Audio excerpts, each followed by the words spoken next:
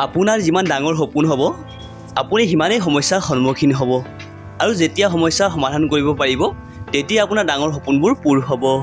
সফলতা এদিনত পোৱা নাযায়, কিন্তু চেষ্টা কৰি থাকিলে এদিন নহয় এদিন নিশ্চয় পোৱা যায়। ডাঙৰ আৰু যথেষ্ট সংখ্যক ভুলৰ মাজেদি নহাকৈ কোনো এজন মানুহেই মহান তথা সফল হ'ব নোৱাৰে।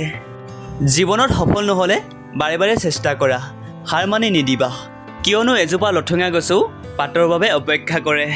সকলোৱে বিচাৰে প্ৰতিজন লোকেই আগবাঢ়ি যোৱাটো, কিন্তু কোনেও মনে নিবিচাৰে নিজতকৈ অন্য কোনোবাই বেছি আগবাঢ়ি যোৱাটো। এই পৃথিৱীত কৰিব নোৱাৰা একোৱেই নাই। কোনোবাই চেষ্টা নকৰে, কোনোবাই চেষ্টা কৰে, আৰু যিয়েই চেষ্টা কৰে এদিন নহয় এদিন সফলতা অৰ্জন কৰে। আপুনি এই কামটো নিৰ্বাচন কৰক, যিটো কাম কৰি আপুনি আনন্দ পায়। চাব, আপুনি জীৱনজোৰা কাম নকৰি অকল আনন্দহে কৰিব।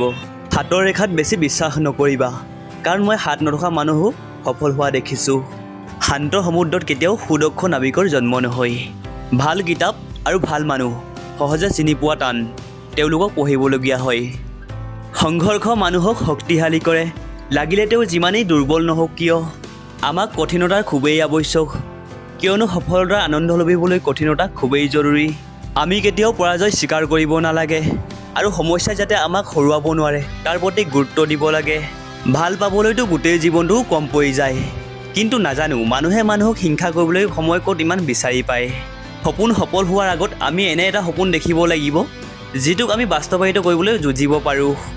তুমি যিয়েই কাম নকৰা কিয়, তুমি যদি উপযুক্ত বুলি ভাবিছা কৰি যোৱা।